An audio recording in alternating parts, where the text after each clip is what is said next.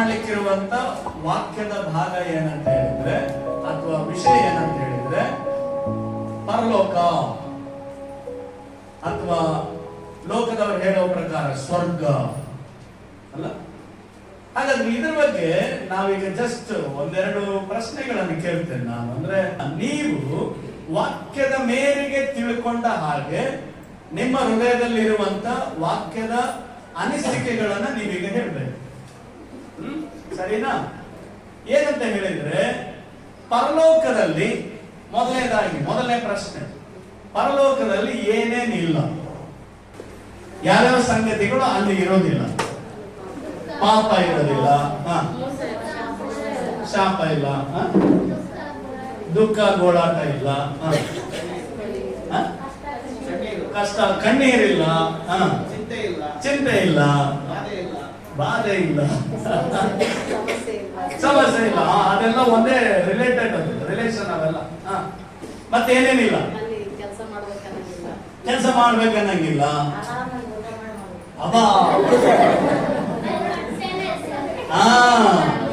ಅಲ್ಲಿ ಹಸಿರೇನೇ ಇಲ್ಲ, ಮತ್ತೇನೇನಿಲ್ಲ, ಕಳ್ತನ ಮಾಡಾರೇ ಇಲ್ಲ ಅಲ್ಲಿ, ಮೋಸ ವಂಚನೆಗಳಿಲ್ಲ, ಚಿಂತೆ ನೋವು ರೋಗ ಯಾವ್ದು ಇಲ್ಲ ಅಲ್ಲಿ. ಅಲ್ಲಿ ಸಮಸ್ಯೆ ಎಲ್ಲಿಂದ ಸ್ಟಾರ್ಟ್ ಆಗೋದು? ಗಂಡ ಹೆಂಡತಿ ಮಕ್ಕಳು ಮರಿ ಎಲ್ಲ. ಆಮೇಲೆ ಇದೆಲ್ಲ ಆಗ್ಬೇಕಂದ್ರೆ ಫಸ್ಟ್ ಕೆಲಸ ಆಗ್ಬೇಕಲ್ಲ, ಏನಾಗ್ತದೆ? ಇದೆಲ್ಲ ಮಕ್ಕಳು ಮರಿ ಇವೆಲ್ಲ ಆಗ್ಬೇಕಂದ್ರೆ ಏನಾಗ್ತದೆ? ಮದುವೆ ಮಾಡಿಕೊಡೋದಿಲ್ಲ, ಮಾಡಿಕೊಡೋದು ಇಲ್ಲ. ನೋಡ್ರಿ, ಪರಲೋಕದಲ್ಲಿ ಇವು ಏನೇನು ಇಲ್ಲ, ಯಾವುದೋ ಚಿಂತನೆ ನಿಮಗೆಲ್ಲ ಯಾವುದೋ ಚಿಂತನೆ ಅಲ್ಲ, ಅಲ್ಲಿ ಚಿಂತೆ ಇಲ್ಲ, ಆಮೇಲೆ ಅಲ್ಲಿ ಇನ್ನೊಂದಿಲ್ಲ, ಏನು? ನಿದ್ದೆ ಇಲ್ಲ, ನಿದ್ದೆ ಇಲ್ಲ, ನಿದ್ದೆ ಇಲ್ಲ, ನಿದ್ದೆ ಸಾಲ ಇಲ್ಲ ಅಲ್ಲ. ಮದುವೆ ಮಾಡ್ಕೊಂಡ್ರೆ ಶುರು ಆಗಲ್ಲ, ಅದೇನೇ ಇಲ್ಲ ಅಂದಾಗ ಯಾವ್ದು ಇಲ್ಲ, ಸಾಲ ಇಲ್ಲ. ಇನ್ನೂ ಒಂದು ಬಿಟ್ಟಿದೆ, ಭಯ ಇಲ್ಲ. ಅಲ್ಲಿ ಚರ್ಚ್ ಇಲ್ಲ, ಪರಲೋಕದಲ್ಲಿ ಏನಿಲ್ಲ, ದೇವಾಲಯ ಇಲ್ಲ. ಹಲ್ಲೆಲೂಯಾ. ಅಲ್ಲಿ ಏನಿಲ್ಲ ಅಂತ ಅಷ್ಟೇ ಕೇಳಾಕತ್ತೀವಿ. ಅಲ್ಲಿ ಏನಿಲ್ಲ, ದೇವಾಲಯವೇ. ಹಲ್ಲೆಲೂಯಾ. ಸರಿ, ನೀವು ಹೇಳಿದಲ್ಲ ಒಳ್ಳೆ ವಿಷಯಗಳು. ಈಗ ಇನ್ನೊಂದು ವಿಷಯಕ್ಕೆ ಹೋಗೋಣ. ಓಕೆ, ನೆಕ್ಸ್ಟ್, ಪರಲೋಕ ಹೆಂಗಿದೆ? ಪರಲೋಕದ ಗುಣಲಕ್ಷಣಗಳು ಹೆಂಗಿದಾವೆ? ಬಂಗಾರದ ಬೀದಿ, ಅಲ್ಲಿ ಬೆಳಕು,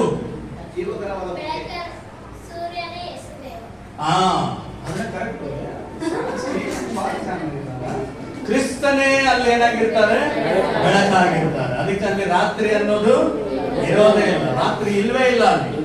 ಓಕೆ, ಪರಲೋಕದಲ್ಲಿ ಮತ್ತೆ ಅಲ್ಲಿನ ಗುಣಲಕ್ಷಣಗಳು ಏನಾಗಿದ್ದಾವೆ? ಅಲ್ಲಿ ಏನೇನು ಇರ್ತದೆ? ಈಗ ಪರಲೋಕದಲ್ಲಿ ಏನೇನಿದೆ? ಬಂಗಾರದ ಬೀದಿ ಇರುತ್ತೆ, ದೇವರ ಪ್ರಸನ್ನತೆ ಇರ್ತದೆ, ದೇವರನ್ನ ಆರಾಧನೆ ಮಾಡುವಂತ ಪ್ರತಿ ಯಾವಾಗ್ಲೂ ಅಲ್ಲಿ ಆರಾಧನೆ ತುಂಬಿರ್ತದೆ. ಓಕೆ, ಮತ್ತೆ ಬೇರೆ ಅಲ್ಲಿ ಪರಲೋಕದಲ್ಲಿ ಇನ್ನೂ ಏನೇನೆಲ್ಲ ಇದೆ? ಅದು ಗುಣಲಕ್ಷಣ. ದೇವದೂತರು ಇರ್ತಾರೆ. ಅಂದ್ರೆ ನಾನ್ ಕೇಳ್ತಿರೋದು ಅವೆಲ್ಲ ಅದ್ರೊಳಗಡೆ ಇರ್ತದೆ. ಆದ್ರೆ ಪರಲೋಕ ಅನ್ನೋದು ಹಿಂಗಿರ್ಬೋದು. ಈಗ ಬಂಗಾರದ ಬೀದಿ ಇದೆ, ಅದೊಂದು ಬಹಳ ಸಂತೋಷ ಇರುವಂತ ಒಂದು ಸ್ಥಳ. ಓಕೆ, ಅಲ್ಲಿ ಯಾವಾಗಲೂ ದೇವರ ಸೇವೆ ಮಾಡುವಂತ ಒಂದು ದಿನನಿತ್ಯ, ಪ್ರತಿ ಕ್ಷಣ, ದಿನನಿತ್ಯ ಅಂತಲ್ಲ, ಪ್ರತಿ ಕ್ಷಣ ದೇವರನ್ನ ಆರಾಧನೆ ಮಾಡತಕ್ಕಂತ, ಆರಾಧನೆ ಸ್ವರ ಕೇಳತಕ್ಕಂತ ಒಂದು ಸ್ಥಳ ಅಂದ್ರೆ ಅದೇ ಪರಲೋಕ. ಓಕೆ, ಅಲ್ಲಿ ದೇವರ ಪ್ರಸನ್ನತೆ ಇರ್ತದೆ. ನೀವು ಕರೆಕ್ಟ್ ಹೇಳಿದ್ರಿ. ಆಮೇಲೆ ಅಲ್ಲಿ ಏನು ವಾಸ ಆಗಿರ್ತದೆ? ಹೆಚ್ಚು ಇರುವಂತದ್ದು ಏನು? ನೀವು ಹಿಂಗೆ ಹೇಳಿದ್ರೆ ಮೋಸ್ಟ್ಲಿ ಇದಾಗ್ಬೋದು. ದೇವರ ನೀತಿ ಅಲ್ಲಿ, ಅದರ ದೇವರ ನೀತಿಯೇ ಪರಲೋಕವನ್ನ ಆವರಿಸಿಕೊಂಡಿರ್ತದೆ. ಹೆಂಗೆ ಈಗ ನರಕದಲ್ಲಿ ಪಾಪ ಇದೆಯಲ್ಲ, ಕೆಟ್ಟತನ ಇದೆಯಲ್ಲ, ನಾಶನ ಇದೆಯಲ್ಲ, ಹಾಗೆ ಪರಲೋಕದಲ್ಲಿ ದೇವರ ನೀತಿ ಆ ವಾಸವಾಗಿರುವಂತ ಸ್ಥಳನೇ ಯಾವ್ದಂದ್ರೆ ಯಾವುದು? ಜೋರಾಗಿ ಹೇಳ್ರಿ, ಯಾವ್ದು ಆ ಸ್ಥಳ? ನೆಕ್ಸ್ಟ್ ನೀವು ಹೋಗ್ಬೇಕಾದ ಸ್ಥಳ ಅದು. ಹಲ್ಲೆಲೂಯಾ. ಅದೆಲ್ಲ ಗೊತ್ತಿರ್ಬೇಕು. ಅಲ್ಲಿ ಏನಿರ್ತದೆ? ಯಾವಾಗ್ಲೂ ಒಂದು ಇರ್ತದೆ. ಅಲ್ಲಿ ಏನು ಲೋಕದಲ್ಲಿ ಏನಿಲ್ಲ ಅದು ಅಲ್ಲಿ ಇರ್ತದೆ. ಅದು ಯಾವುದು? ಲೋಕದಲ್ಲಿ ಏನಿಲ್ಲ, ಸಮಾಧಾನ ಇಲ್ಲ. ಅದು ಪರಲೋಕದಲ್ಲಿ ಏನಿರ್ತದೆ? ಸಮಾಧಾನ ಇರ್ತದೆ. ಹಲ್ಲೆಲೂಯಾ. ಆ ಒಂದು ಸಮಾಧಾನ ಇಲ್ಲಿ ಯಾರು ಕೊಡಕ್ಕಾಗಲ್ಲ. ಹಲ್ಲೆಲೂಯಾ. ಓಕೆ, ಒಳ್ಳೆ ಒಳ್ಳೆ ವಿಷಯಗಳನ್ನು ಹೇಳಿದ್ರು. ಹಲ್ಲೆಲೂಯಾ. ಮತ್ತೆ ಪರಲೋಕದ ಬಗ್ಗೆ ಬೈಬಲ್ ಅಲ್ಲಿ ಯೇಸು ಸ್ವಾಮಿ ಏನೇನೆಲ್ಲ ಬರೆಸಿದ್ದಾರೆ, ವಾಕ್ಯಗಳಲ್ಲಿ ಏನೇನಂತ ಅದರ ಹೆಸರು ಬರೆಯಲ್ಪಟ್ಟಿದ್ದಾರೆ. ಪರಲೋಕಕ್ಕೆ ಒಂದೊಂದು ಹೆಸರು ಕೊಡಲ್ಪಟ್ಟಿದೆಯಲ್ಲ, ಅಲ್ಲಿಗೆ ಯೇಸು ಸ್ವಾಮಿ ಇಲ್ಲಿ ವಾಕ್ಯದಲ್ಲಿ ಈಗ ನಿಮಗೆ ಹೇಳಿದ ಅರ್ಥ ಆಗ್ಬೋದು. ಇಲ್ಲಿ ಯೇಸು ಸ್ವಾಮಿ ಹೇಳ್ತಾರೆ ಯೋಹಾನ ಸುವಾರ್ತೆ 14:1 2ನೇ ವಾಕ್ಯ, ನನ್ನ ತಂದೆಯ ಮನೆಯಲ್ಲಿ, ಅಂದ್ರೆ ಪರಲೋಕವನ್ನು ಏನಂತ ಕರೀತಾರೆ? ತಂದೆಯ ಮನೆ. ಹಂಗೆ ಬೈಬಲ್ ನಲ್ಲಿ ಇನ್ನೂ ಏನೇನು ಹೆಸರನ್ನ ನಾವು ಕೇಳಿಸ್ಕೊಳ್ತೀವಿ? ಅಂದ್ರೆ ಇಲ್ಲಿ ಬಹಳ ಬಿಡಾರಗಳೊಳಗಡೆ ಇದೆ.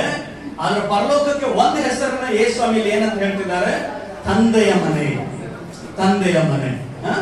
ಓಕೆ, ಮತ್ತೆ ಇನ್ನೂ ನಾವೇನು ಕಾಣ್ಬೋದು ಅಂತ ಹೇಳಿದ್ರೆ, ಯೇಸು ಸ್ವಾಮಿ ಇದರ ಕುರಿತಾಗಿ ಬಹಳ ಸಾರಿ ಮಾತಾಡಿದ್ರು ದೇವರ ವಾಕ್ಯದಲ್ಲಿ.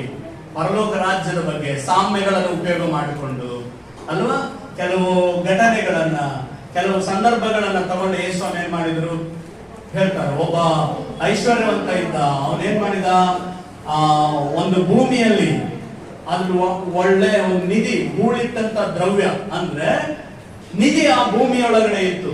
ಅವನೇನ್ ಮಾಡಿದಂತೆ ತನ್ನ ಮನೆ ಮಾರು ಆಸ್ತಿ ಎಲ್ಲನೂ ಮಾರಿ ಆ ಹೊಲವನ್ನ ಕೊಂಡ್ಕೊಂಡಂತೆ. ಯಾಕಂದ್ರೆ ಅಲ್ಲಿ ಅವನಿಗೆ ತನ್ನ ಹೊಲ, ಮನೆ, ಆಸ್ತಿಗಿಂತಲೂ ಬೆಲೆಯುಳ್ಳಂತದ್ದು ಎಲ್ಲಿತ್ತು? ಆ ಹೊಲದಲ್ಲಿ. ಅಂದ್ರೆ ಪರಲೋಕ ರಾಜ್ಯ ಆ ಹೂಳಿಟ್ಟ ದ್ರವ್ಯಕ್ಕೆ, ಅಂದ್ರೆ ಅದಕ್ಕೆ ಹೋಲಿಕೆ ಆಗಿ ಯೇಸು ಸ್ವಾಮಿ ಅದನ್ನ ಹೇಳಿದ್ರು. ಅಂದ್ರೆ ಈ ಲೋಕದಲ್ಲಿ ನಮಗೆ ಏನೇನೆಲ್ಲ ಇದೆಯೋ ಅದನ್ನೆಲ್ಲ ಕಳ್ಕೊಂಡ್ರೂ ಪರವಾಗಿಲ್ಲ, ನಾವು ಯಾವ್ದನ್ನ ಕಳ್ಕೋಬಾರ್ದು? ಪರಲೋಕವನ್ನು ಕಳ್ಕೋಬಾರ್ದು. ಹಲ್ಲೆಲೂಯಾ. ಸಮಾಧಾನ ಯೇಸಪ್ಪ ಕೊಡ್ತಾರ ಅದು. ಹಲ್ಲೆಲೂಯಾ. ಏನು ಕಳ್ಕೊಂಡ್ರು ಯಾವ್ದನ್ನ ಕಳ್ಕೋಬಾರ್ದು?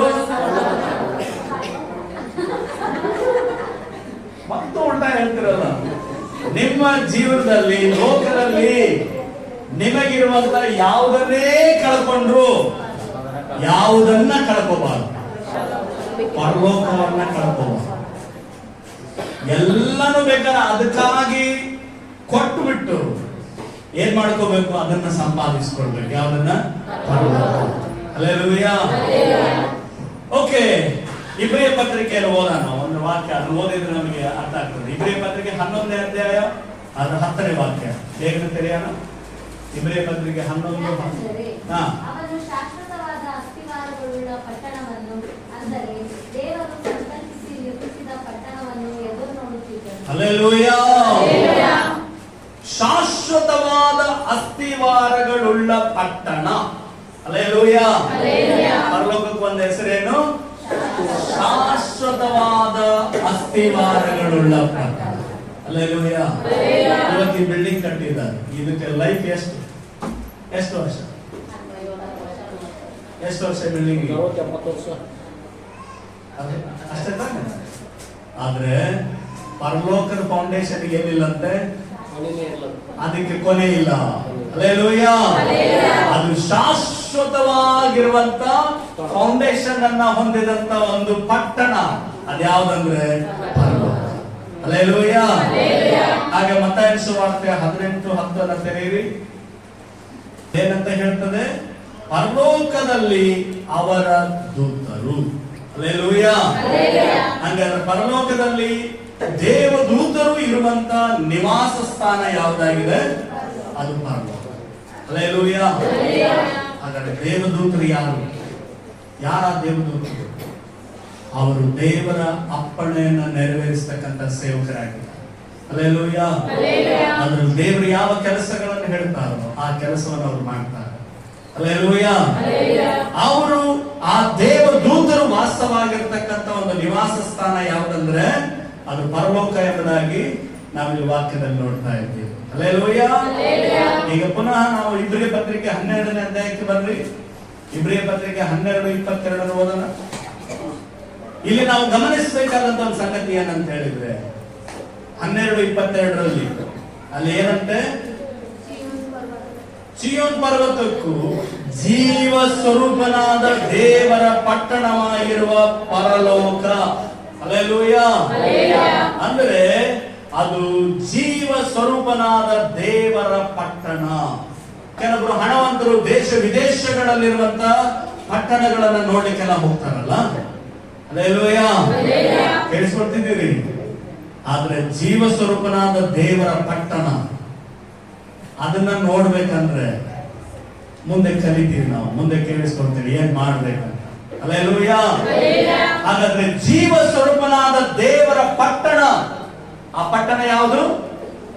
ಏನಂದ್ರೆ ಹೆಸರು? ಪರಲೋಕ. ಹಲ್ಲೆಲೂಯಾ. ಅದನ್ನ ಆಡು ಭಾಷೆಯಲ್ಲಿ ಕರೆಯೋದು ಏನ್ ಹೆಸರು? ಸ್ವರ್ಗ. ಹಲ್ಲೆಲೂಯಾ. ಸ್ವರ್ಗ ಎಂಬುದು ಒಳ್ಳೆ ಸ್ಥಳ. ಹಾಡು ಬರ್ತದ ನಿಮಗೆ? ಹಾಡು ನೋಡೋಣ ಜೋರಾಗಿ. ಯೇಸು ಸ್ವಾಮಿ ಇರುವ ಸ್ಥಳ ಸ್ವರ್ಗ ಎಂಬುದು ಒಳ್ಳೆ ಸ್ಥಳ. ಯೇಸು ಸ್ವಾಮಿ ಇರುವ ಸ್ಥಳ.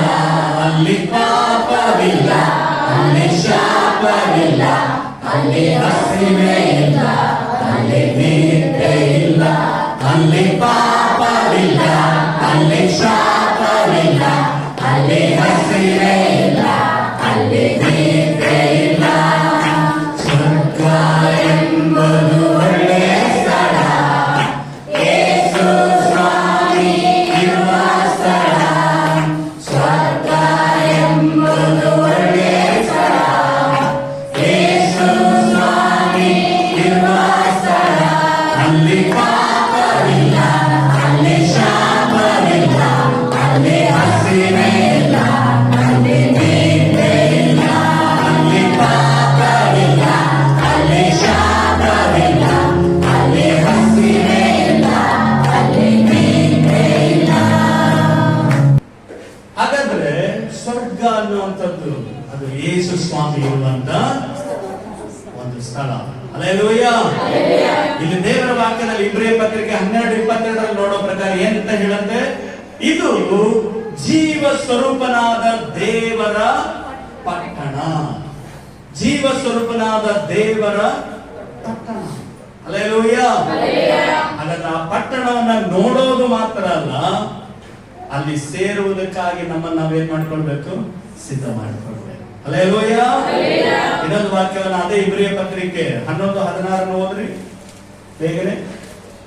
ಆದರೆ ಅವರು ಪರಲೋಕವೆಂಬ ಉತ್ತಮ ದೇಶವನ್ನು ಹಾರೈಸುವವರು. ಆದ್ದರಿಂದ ದೇವರೆನಿಸಿಕೊಳ್ಳುವುದಕ್ಕೆ ನಾಚಿಕೊಳ್ಳದೆ ಅವರಿಗೋಸ್ಕರ ಪಟ್ಟಣವನ್ನು ಸಿದ್ಧ ಮಾಡಿದ್ದಾನೆ. ಹಲ್ಲೆಲೂಯಾ. ಪರಲೋಕವೆಂಬ ಉತ್ತಮ ದೇಶವನ್ನ ಹಾರೈಸುವವರು. ಹಲ್ಲೆಲೂಯಾ. ಇನ್ನೊಬ್ಬರಿಗೂ ಆ ಪರಲೋಕವೆಂಬ ಉತ್ತಮ ದೇಶಕ್ಕೆ ಕರೆತರುವುದಕ್ಕೆ ಹಾರೈಸುವಂತವರು ಮತ್ತು ಅದಕ್ಕಾಗಿ ತಮ್ಮನ್ನು ತಾವು ಸಮರ್ಪಣೆ ಮಾಡಿಕೊಳ್ಳುವಂತವರಿಗೋಸ್ಕರ ದೇವರು ಏನ್ ಮಾಡಿಕೊಳ್ಳಿಲ್ಲಂತೆ? ಅವರ ದೇವರೆನಿಸಿಕೊಳ್ಳುವುದಕ್ಕೆ ನಾಚಿಕೊಳ್ಳದೆ ಅವರಿಗೋಸ್ಕರ ಪಟ್ಟಣವನ್ನು ಸಿದ್ಧ ಮಾಡಿದ್ದಾನೆ. ಹಲ್ಲೆಲೂಯಾ. ಪರಲೋಕವನ್ನ, ಅಲ್ಲಿನ ಪಟ್ಟಣವನ್ನ, ಅಲ್ಲಿನ ಬಿಡಾರಗಳನ್ನ ದೇವರು ನಮಗಾಗಿ ಏನ್ ಮಾಡಿದ್ದಾರೆ? ರೆಡಿ ಮಾಡಿದ್ದಾರೆ. ಹಲ್ಲೆಲೂಯಾ. ಹಲ್ಲೆಲೂಯಾ. ನಮ್ಮ ಮನೋನೇತ್ರಗಳು ಯಾವಾಗಲೂ ಆ ಮನೆ ಸೇರುವುದಕ್ಕಾಗಿ ಇರಬೇಕು. ಹಲ್ಲೆಲೂಯಾ. ನಮ್ಮ ಮನಸ್ಸು, ಹೃದಯ, ಆಸೆ ಎಲ್ಲ ಏನಾಗಿರ್ಬೇಕಂದ್ರೆ ಅಲ್ಲಿ ಇರಬೇಕು ಅಲ್ಲ. ಅದಕ್ಕೆ ಪೌಲನ್ ಹೇಳ್ತಾನೆ, ನಾವಾದರೂ ಪರಲೋಕ ಸಂಸ್ಥಾನದವರು, ನಾವಿಲ್ಲಿ ಪ್ರವಾಸಿಗಳಾಗಿದ್ದೇವೆ. ಹಲ್ಲೆಲೂಯಾ. ಹಾಗಿದ್ರೆ ಆ ಉತ್ತಮ ದೇಶ, ವಾಕ್ಯ ಏನಂತ ಹೇಳ್ತದೆ? ಉತ್ತಮ ದೇಶಕ್ಕಾಗಿ ಹಾರೈಸ್ತಕ್ಕಂಥವರು. ಹಲ್ಲೆಲೂಯಾ. ಹಾರೈಸುವಂತ ಉತ್ತಮವಾದಂತ ಒಂದು ದೇಶ ಆ ಒಂದು ಪಟ್ಟಣ ಯಾವ್ದಂದ್ರೆ ಪರಲೋಕ ಆಗಿದೆ. ಇನ್ನೊಂದು ಏನ್ ಗೊತ್ತಾ, ಮತ್ತಾಯ ಸುವಾರ್ತೆ 6:20 ಹೋದಾಗ ನಮ್ಗೆ ಗೊತ್ತಾಗ್ತದೆ, ಅಲ್ಲಿ ನಿನ್ನ ಗಂಟು ಇದ್ದಲ್ಲಿಯೇ ನಿನ್ನ ಮನಸ್ಸು ಇರುವುದು. ಹಲ್ಲೆಲೂಯಾ. ಹಾಗಾದ್ರೆ ನಮ್ ಗಂಟು ಮಾಡಿಡೋ ಸ್ಥಳ ಯಾವುದು? ಗಂಟು ಮಾಡಿ ಇಡುವಂತ ಸ್ಥಳ ಯಾವುದು? Canara bank, state bank of India, Indian bank, ICICI, HDFC, bank of Maharashtra, ಯಾವುದು? State bank. ಯಾವ ಬ್ಯಾಂಕಲ್ಲಿ ಬರೋದು ಸರ್? ಹಲ್ಲೆಲೂಯಾ. ಪರಲೋಕದಲ್ಲಿ ನಿಮ್ಮ ಗಂಟು, ಅಲ್ಲಿ ಕಳ್ಳರು ಕನ್ನ ಕೊರೆಯೋದಿಲ್ಲ, ಕರೆಯೋದಿಲ್ಲ. ಹಾಗಾದ್ರೆ ನಿಜವಾದ ಗಂಟು ಮಾಡಿ ಇಡಬೇಕಾದ ಸ್ಥಳ ಯಾವ್ದು ಹಂಗಾದ್ರೆ? ಹಲ್ಲೆಲೂಯಾ. ಹಾಗಾದ್ರೆ ನಿಮ್ಮ ಗಂಟಿಗೆ ಶೇಖರಣೆ ಆಗೋದು ಹೆಂಗ ಗೊತ್ತಾ? ಹಲ್ಲೆಲೂಯಾ. ಅದಕ್ಕೆ ತಮ್ಮ ಮನೆ ಮಾರುವ ಆಸ್ತಿಗಳನ್ನು ಮಾರಿ ಬಾಡಿಗೆ ಮನೆಯಲ್ಲಿ ಇದ್ಕೊಂಡು ಎಷ್ಟೋ ಕಡೆಗಳಲ್ಲಿ ಸಭೆಗಳನ್ನು ಕಟ್ತಿದ್ದಾರೆ ದೇವರ ಮಕ್ಕಳು. ಎಷ್ಟೋ ಸೇವಕರಿಗೆ ಪ್ರತಿ ತಿಂಗಳು ಅವರ ಕುಟುಂಬ ಮಕ್ಕಳಿಗೆ ಸಹಾಯ ಮಾಡ್ತಾ ಸೇವೆ ಮಾಡೋದಕ್ಕೆ ಸಹಾಯ ಮಾಡ್ತಿದ್ದಾರೆ.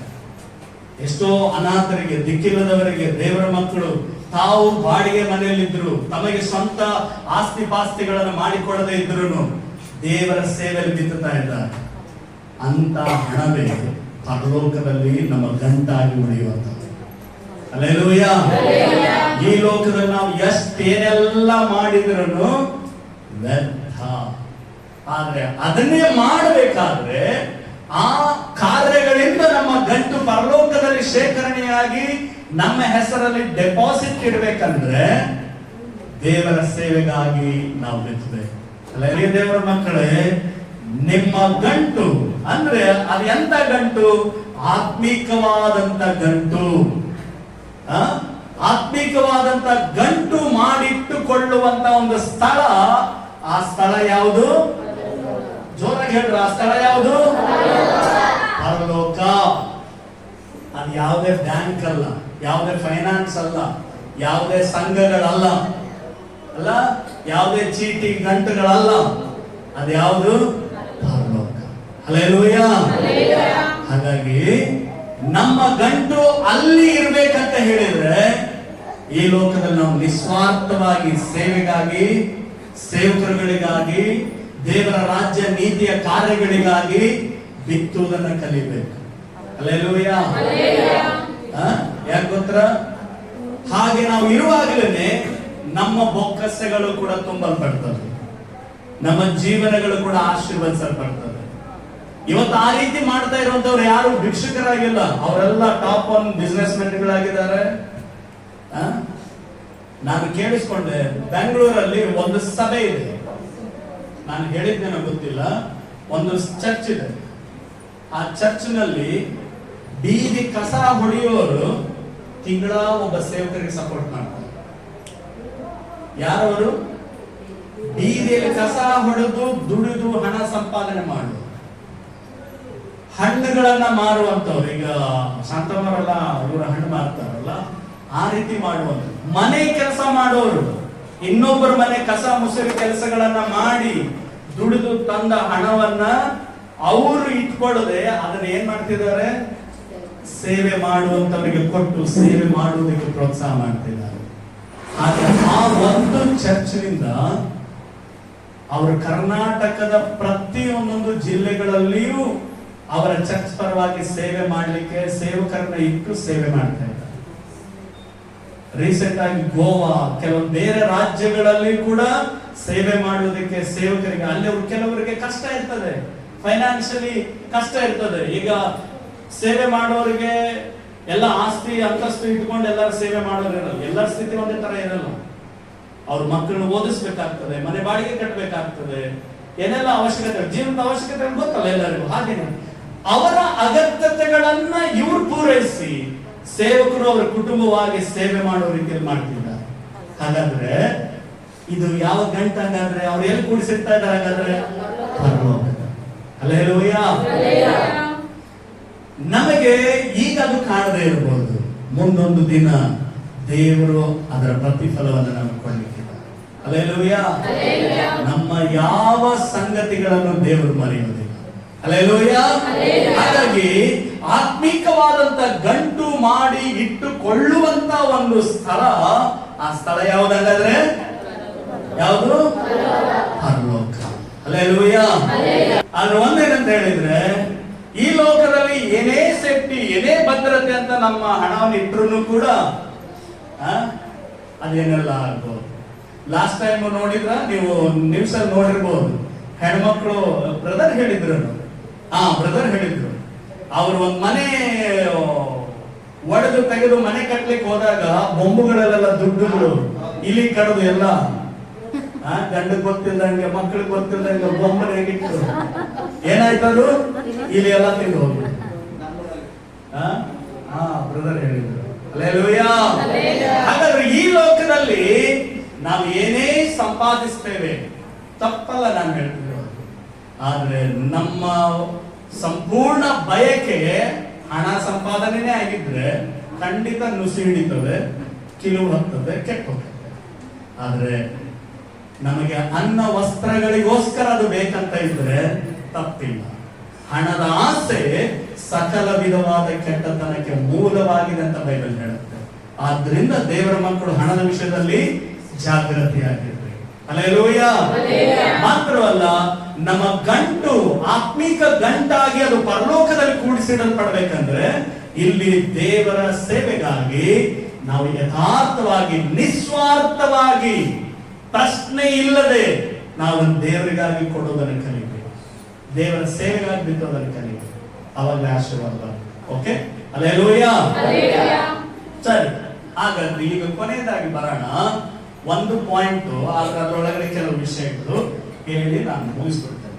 ಹಾಗಾದ್ರೆ ಪರಲೋಕಕ್ಕೆ ನಾವು ಹೋಗ್ಬೇಕಾದ್ರೆ ಏನ್ ಮಾಡ್ಬೇಕು ಹೇಳ್ರಿ ನೀವೇ? ಪರಲೋಕಕ್ಕೆ ಹೋಗ್ಬೇಕಾದ್ರೆ ಏನ್ ಮಾಡ್ಬೇಕು?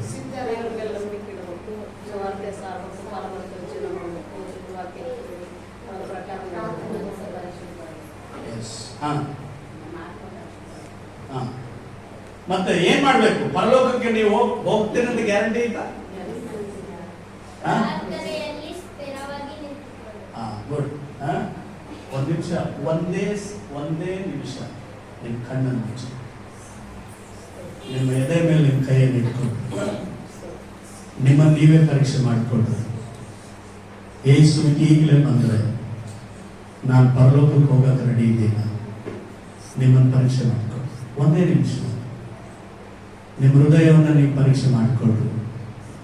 ಯೇಸು ಸ್ವಾಮಿ ನಿಮ್ಮ ಎದುರುಗಡೆ ನಿಂತ್ಕೊಂಡು ಈಗ ಕೇಳ್ತಾ ಇದ್ದಾರೆ ಅನ್ಕೊಳ್ರಿ, ಮಗಳೇ ಮಗನೇ, ನಿನ್ನನ್ನು ಯಾವ ಕಾರಣಕ್ಕಾಗಿ ನಾನು ಪರಲೋಕಕ್ಕೆ ಸೇರಿಸ್ಕೊಳ್ಳಿ?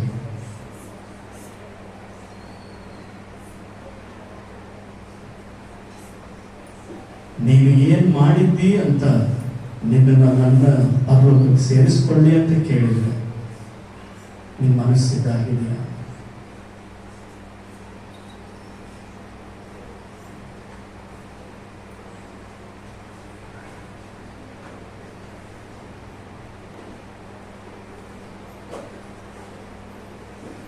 ಶುದ್ಧ ಹೃದಯ ನನ್ನಲ್ಲಿ ನಿರ್ಮಿಸು, ಶುದ್ಧ ಹೃದಯ ನನ್ನಲ್ಲಿ ನಿರ್ಮಿಸು, ಶುದ್ಧ ಹೃದಯ ನನ್ನಲ್ಲಿ ನಿರ್ಮಿಸು, ಶುದ್ಧ ಹೃದಯ ನನ್ನಲ್ಲಿ ನಿರ್ಮಿಸು, ನನ್ನಲ್ಲಿ ನನ್ನಲ್ಲಿ ನನ್ನಲ್ಲಿ ನನ್ನಲ್ಲಿ ಶುದ್ಧ ಹೃದಯ ನನ್ನಲ್ಲಿ ನಿರ್ಮಿಸು, ಶುದ್ಧ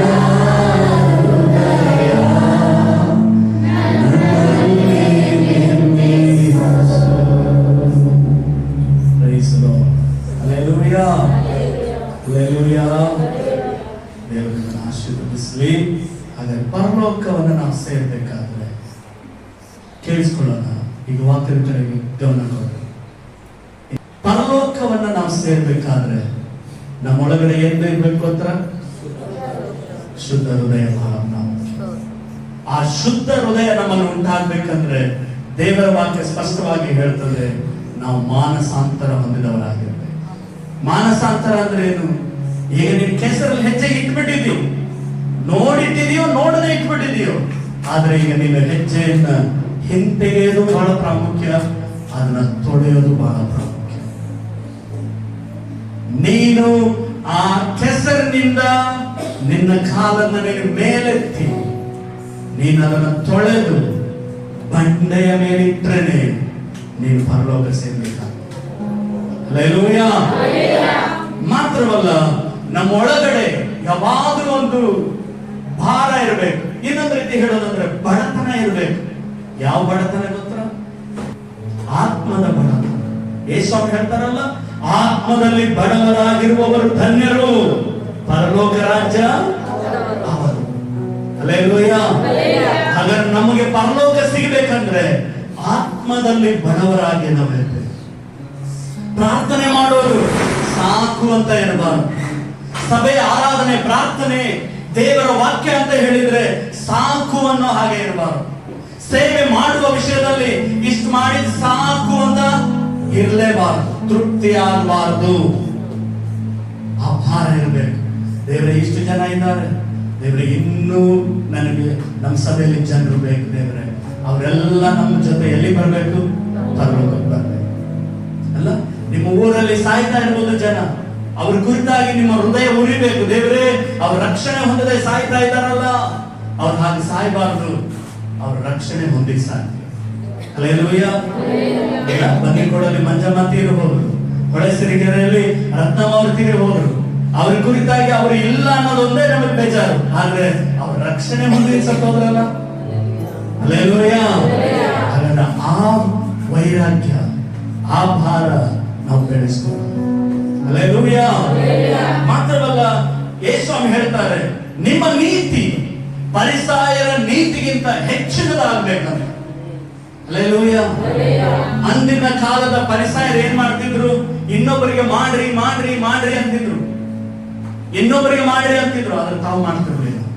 ಅಲ್ಲಿ ಯೇಸು ಹೇಳ್ತಾರೆ, ಅವ್ರು ಹೇಳ್ತಾ ಇದ್ದಿದ್ದು ಒಳ್ಳೇದು, ಅವ್ರು ಒಳ್ಳೇದನ್ನ ತಗೊಳ್ರಿ, ಅದನ್ನ ತಗೊಂಡಷ್ಟೇ ಅಲ್ಲ, ಅವ್ರು ಹೇಳೇ ಬಿಟ್ರಲ್ಲ, ಹಂಗ ಮಾಡಬಾರ್ದು.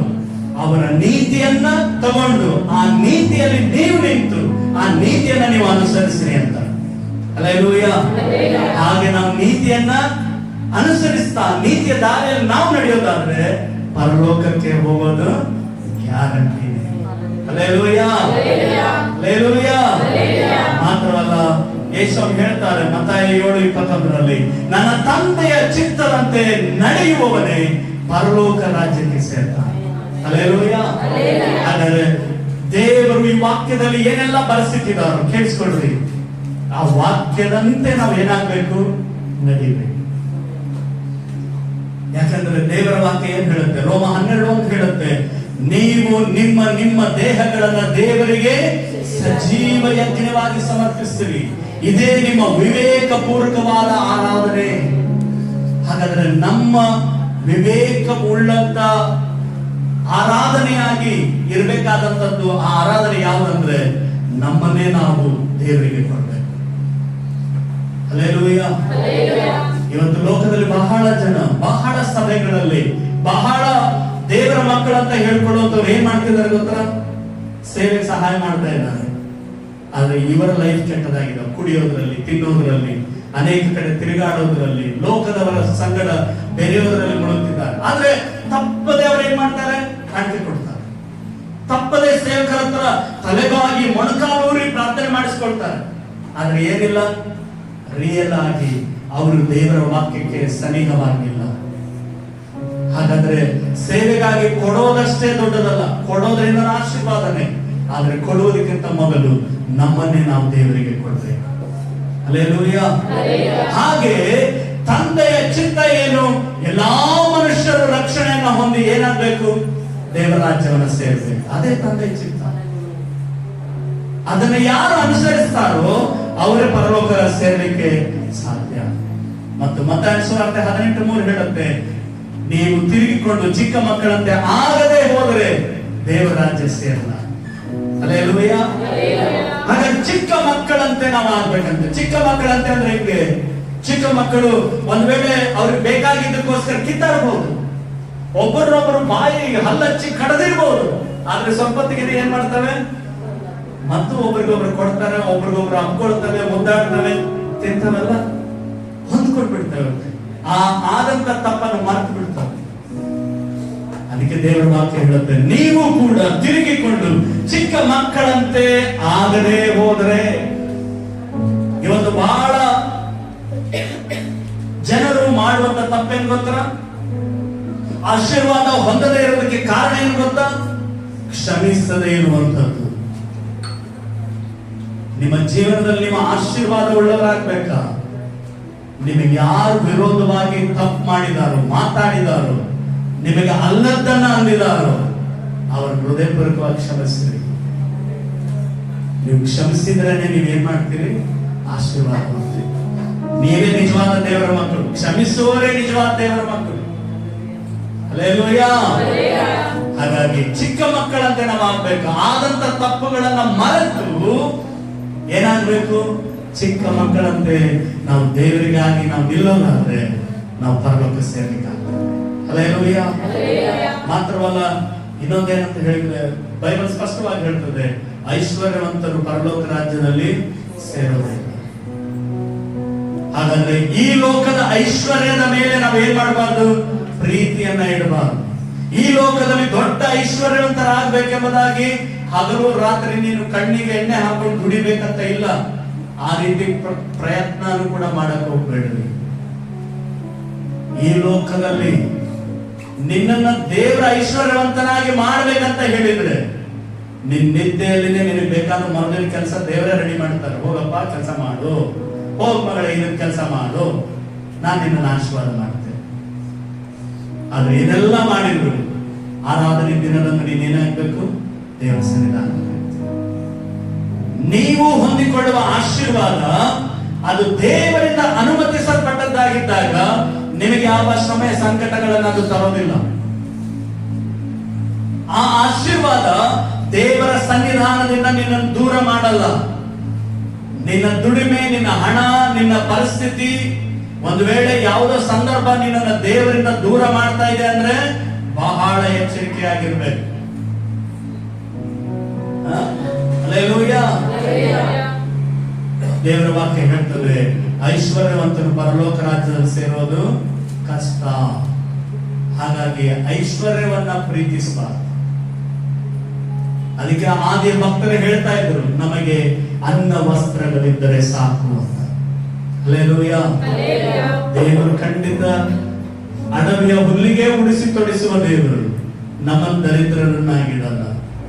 ಕಾಡಿನಲ್ಲಿರುವ ಮೃಗ ಪಕ್ಷಿಗಳನ್ನೇ ಸಾಕಿ ಕಾಪಾಡಿ ಬೆಳೆಸುವ ದೇವರು, ನಮಗೆ ಯಾವುದನ್ನು ಇಲ್ಲದಂಗೆ ದರಿದ್ರರನ್ನಾಗಿ ದೇವರು ಇಡಲ್ಲ.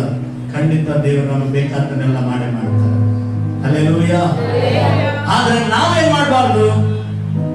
ದೇವರು ಕೊಟ್ಟಂತ ಆಶೀರ್ವಾದವನ್ನೇ ದೇವರು ಅನ್ಕೊಂಡು ಬದುಕಬಾರ್ದು. ನಾವು ಹೇಳಲ್ಲ ಅಷ್ಟೇ. ಅನೇಕ ದೇವರ ಮಕ್ಕಳು ಏನ್ ಮಾಡಲ್ಲ, ಅದನ್ನ ದೇವರ ಹೇಳಲ್ಲ. ಲೋಕದವರು ಅದನ್ನ ದೇವರನ್ನ ಅದಕ್ಕಾಗಿ ಬೀಳ್ತಾರೆ. ದೇವರ ಮಕ್ಕಳು ಹೇಳಲ್ಲ. ಆದ್ರೆ ಸಭೆಗಿಂತ ನೀನು ದೇವರ ಆ ಹಣವನ್ನು ಪ್ರೀತಿಸಿದ್ರೆ, ಸಭೆಗಿಂತಲೂ ಹೆಚ್ಚಾಗಿ, ದೇವರ ವಾಕ್ಯಕ್ಕಿಂತಲೂ ಹೆಚ್ಚಾಗಿ, ಆತ್ಮಿಕ ಸಂಗತಿಗಳಿಗಿಂತಲೂ ಹೆಚ್ಚಾಗಿ ನಿನ್ ದುಡಿಮೆಯನ್ನೇ ನೀನ್ ಪ್ರೀತಿ ಮಾಡೋದಾದ್ರೆ ನಿನಗೆ ಐಶ್ವರ್ಯದ ಮೇಲೆ ಪ್ರೀತಿ ಇದೆ ಅಂತಾನೆ ಅದರ ಅರ್ಥ. ಪ್ರಾರ್ಥನೆ ಮಾಡದಂತೆ, ಸಭೆ ಸಹವಾಸಗಳನ್ನ ನೀವು ಅನುಸರಿಸದಂತೆ ನಿನ್ನನ್ನು ಪ್ರತ್ಯೇಕಿಸಿದ್ರು ಕೂಡ ಅದು ನಿನ್ನ ಪ್ರೀತಿ ಅದರ ಮೇಲಿದೆ ಅಂತ ತೋರಿಸ್ತದೆ. ಮತ್ತು ಕೊನೆಯದಾಗಿ ನಾವು ಮೊದಲು ಹೇಳಿದ ಹಾಗೆ ತಮ್ಮ ನಿಲುವಂಗಿಗಳನ್ನ ತೊಳಕೊಂಡವರು ಧನ್ಯರು, ಆ ಪಟ್ಟಣದೊಳಗೆ ಅವರು ಸೇರ್ತಾರೆ. ಹಲ್ಲೆಲೂಯಾ. ಯಾರು ತಮ್ಮ ನಿಲುವಂಗಿಗಳನ್ನು ತೊಳಕೊಂಡವರಾಗಿ ಪರಿಶುದ್ಧರಾಗಿ ದೇವರಿಗಾಗಿ ಕಾಯ್ದುಕೊಳ್ತಾರೋ ಅವರೇ ಪರಲೋಕ ರಾಜ್ಯಕ್ಕೆ ಸೇರಲಿಕ್ಕೆ ಸಾಧ್ಯ. ಹಲ್ಲೆಲೂಯಾ. ನಾವೆಲ್ಲರೂ ಮೊಣಕಾಲೋಣ. ನಮ್ಮನ್ನು ಕೊನೆಯದಾಗಿ ಒಪ್ಪಿಸಿ ನಾವು ಪ್ರಾರ್ಥನೆ ಮಾಡೋಣ. Thank you, Jesus.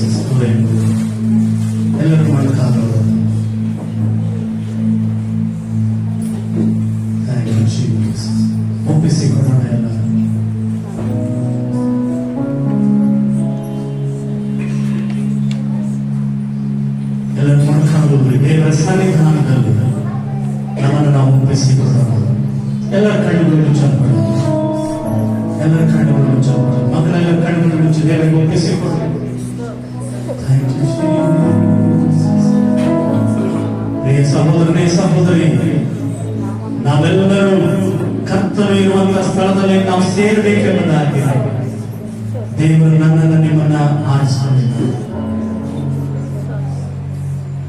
ನಮ್ಮ ಹೃದಯಗಳನ್ನು ಒಪ್ಪಿಸಿಕೊಡೋಣ. ನಾವು ಯಾರು ಕೂಡ ಪರಲೋಕದಿಂದ ತಪ್ಪಿ ಹೋಗಬಾರದು ಅನ್ನೋದಕ್ಕೋಸ್ಕರವೇ ಯೇಸು ಸ್ವಾಮಿ ತನ್ನ ಪ್ರಾಣವನ್ನೇ ನಮಗೋಸ್ಕರ ಆತನು ಕೊಟ್ಟು,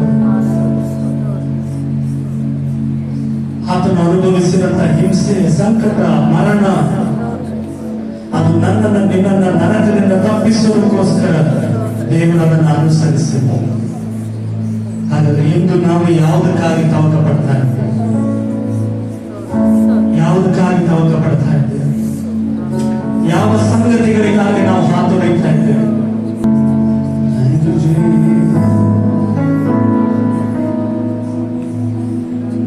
ಸಾವಿರ ಸಾವಿರ ಶುಭ ಅನುದಿನ ನನ್ನ ಆವರಿಸಲು ಕೃಪೆಯು ಕರುಣೆ ಪ್ರೀತಿಯ ತೋರಿರುವೆ. ನಮ್ಮ ಕೈಗಳನ್ನು ಹೇಳೋಣ. ಸಾವಿರ ಸಾವಿರ ಶುಭ ಅನುದಿನ ನನ್ನ ಆವರಿಸಲು ಕೃಪೆಯು ಕರುಣೆ ಪ್ರೀತಿಯ ತೋರಿರುವೆ.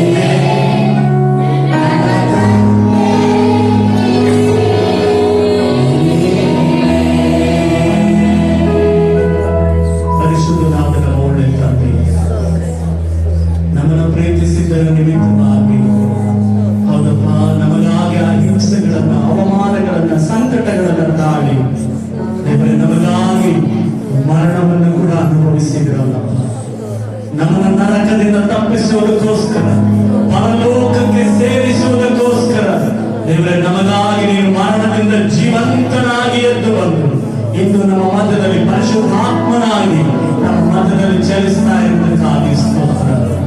ಹೌದು ದೇವರೇ, ಇಂದು ಪರಲೋಕದ ಕುರಿತಾಗಿ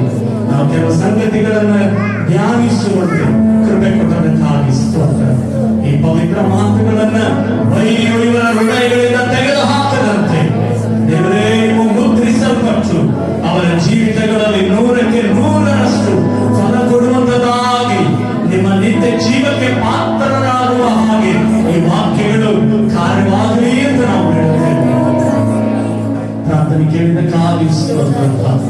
ನಿನ್ನ ಜನರ ಈ ವಾರದ ದುಡಿಮೆಗಳನ್ನ ಆಶೀರ್ವಾದ ಮಾಡಿದ್ದೇವೆ. ಪ್ರಯಾಣಗಳನ್ನ ಆಶೀರ್ವಾದ ಮಾಡಪ್ಪ. ಮಕ್ಕಳ ವಿದ್ಯಾಭ್ಯಾಸಗಳನ್ನ, ಯವನಸ್ಥರ ಭವಿಷ್ಯಗಳನ್ನ ಆಶೀರ್ವದಿಸುತ್ತಾರೆ. ಮಾತ್ರವಲ್ಲ, ನಿನ್ನ ಜನರು ಇತರರಿಗೆ ಹೇಳುವ ಸಾಕ್ಷಿಗಳ ಮೂಲಕ, ಸುವಾರ್ತೆಗಳ ಮೂಲಕ ದೇವರ ಅನೇಕ ಜನರು ದೇವರೇ ಸತ್ಯದ ಪರಿಜ್ಞಾನಕ್ಕೆ ಬರುವ ಹಾಗೆ ಮುಂದಿನ ವಾರ, ಮುಂದಿನ ದಿನಗಳು, ವಾರ ಅಪ್ಪ, ಅನೇಕ ಕುಟುಂಬಗಳು, ಗ್ರಾಮಗಳು ಕೂಡ ರಕ್ಷಣೆಗಾಗಿ ನಿನ್ನ ಬಳಿ ಬರುವಂತೆ ಪವಿತ್ರಾತ್ಮನೇ ಸಹಾಯ ಮಾಡಿ. ಪ್ರಾರ್ಥನೆ ಕೇಳಿದಕ್ಕಾಗಿ ಸ್ತೋತ್ರ. ಕೂಡಿ ಬಂದ ಪ್ರತಿಯೊಬ್ಬೊಬ್ಬರನ್ನ ಆಶೀರ್ವಾದ ಮಾಡಿ. ಈ ಲೋಕದಲ್ಲಿ ಇರುವ ತನಕ ಪರಲೋಕದ ದಿವ್ಯ ಸಮಾಧಾನ, ಸಂತೋಷ, ಬಿಡುಗಡೆ, ಆತ್ಮ ರಕ್ಷಣೆಯಲ್ಲಿ ಅನುದಿನ ಆನಂದಿಸುತ್ತ ದೇವರ ನಿತ್ಯ ಜೀವಕ್ಕಾಗಿ ಪ್ರತಿದಿನ ನಿಮ್ಮ ಪವಿತ್ರ ವಾಕ್ಯಗಳನ್ನು ಆಧಾರ ಮಾಡಿಕೊಂಡು ಪರಿಶುದ್ಧ ಜೀವನ ಜೀವಿಸಲಿಕ್ಕಾಗುವಂತೆ ಸಹಾಯ ಮಾಡಿ. ತಂದೆಯೇ, ನೀವೇ ಹಾಗೆ ಮಾಡೋದಕ್ಕಾಗಿ ಸ್ತೋತ್ರ. ಇಲ್ಲಿ ಕೂಡಿ ಬಂದ ಚಿಕ್ಕ ಮಗುಗಳು ದೊಡ್ಡವರ ಪರ್ಯಂತ ಒಬ್ಬೊಬ್ಬರ ಹೆಸರಾಗಿ ಆಶೀರ್ವಾದ ಮಾಡಿ. ನಿನ್ನ ಶುಭ ಕೃಪೆಗಳು ನಿನ್ನ ಜನರನ್ನು ಬಾಧಿಸಿ. ಇದೇ ರೀತಿ ಪ್ರಾರ್ಥನೆಯಲ್ಲಿ ನಾವೆಲ್ಲರೂ ಸೇರಿ ಬರುವ ತನಕ ನಿನ್ನ ದಿವ್ಯ ಕೃಪೆ, ನಿಮ್ಮ ದಿವ್ಯ ಸಮಾಧಾನ ನಮ್ಮೆಲ್ಲರನ್ನ ಕಾಯ್ದು ನಡೆಸಲು ಎಂದು ಅತಿ ಬೇಗನೆ ಬರಲಿರುವ ಯೇಸು ಕ್ರಿಸ್ತನ ನಾಮದಲ್ಲಿ ಬೇಡಿ ಹುಡುಕಿಕೊಂಡಿದ್ದೇವೆ ಎಂದು ನಂಬುತ್ತೇವೆ. ಆಮೆನ್. ನನ್ನ ಮನವಿ